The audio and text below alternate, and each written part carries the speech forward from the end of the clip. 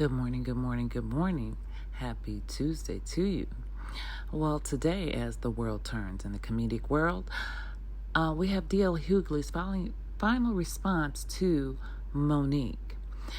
It's much, much deeper than a deal memo, as we have seen. One of these days, I would like to have a panel and have a discussion about this. Let me know what you guys think in the comments section. Make sure you like, comment, and subscribe. 2, 1. That was Faith Evans. You used to love me. So I know that I said that I had done all I could here about this whole Monique situation, but over the weekend, her and her husband released a video where I was doing an interview and I detailed my daughter's sexual trauma. Monique has taken that video and perverted it for her own uses. She's decided to add her own narrative. I will only say this, and I'm answering this now in response to a request from my daughter, who, of course, over the weekend was crying, of course, having her trauma, tried it out in front of the world in a situation she had nothing to do with, that doesn't have anything to do with a contract, would be traumatizing to anybody, particularly when it's from somebody who claims to love us for real. But she proceeded to talk about how I let a man touch my child, which nothing could be further from the truth. They were both 13 years old. They were friends that had grown up together. She told me about it years later, and when she told me about it, I and this is something I lament to this day, denied that I said, well, you know, that's what kids do. Now, that was my estimation of it. It was not her interpretation of it. She was hurt by that. And I will never forgive myself for not, A, believing her, and B, handling it the way I did. But for Monique, A, to put a man in that room, which never happened, and B, to bring up sexual trauma in an argument that has nothing to do with what you're talking about, is unconscionable. My daughter Tyler addressed it, my daughter Ryan addressed it with her in a letter. And the thing that I was most proud about in the letter is not only that she held her head high, because she's supposed to. The other thing is she said there are legitimate things you could have gone after my father about, because my children know exactly who I am.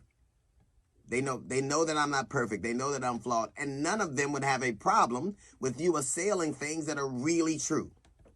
But you and your husband putting a man in my daughter's room when that is not what I said, and weaponizing it and using in a trite argument shows exactly how low you are. You are a monster. You literally are. You didn't play Precious. You didn't play Precious's mother. You let her out. You stopped pretending to be human, and you won a role for being you won a Oscar for being exactly who you are. Who says they love women and are there for women and protect the babies and would trot out someone's sexual trauma just to use in an argument? I don't know anything about you. I know that what happened to you when you were a child, what happened to you when you were growing up, those things are traumatic to you, and I would never bring them up. Never. It would never occur to me to do it, because that's not where I live. That's not what I do.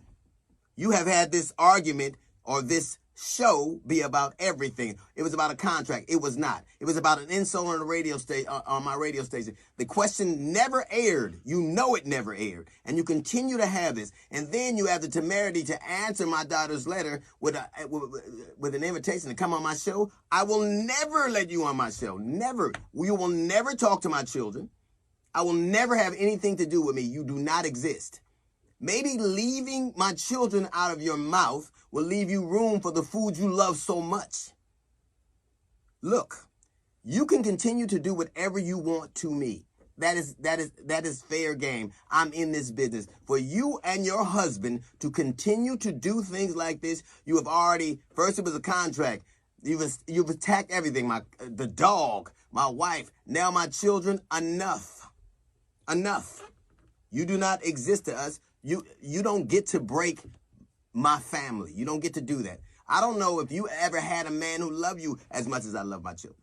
I don't know if you've ever had anybody who's standing in your stead, because the man next to you damn sure ain't doing it. All he's doing is wrecking what's left of the rubble of a career that you're pretending to build, trying to build back. Leave my children alone. Stay with me and we're fine. You're a horrible woman. You love women like Ike loves Tina.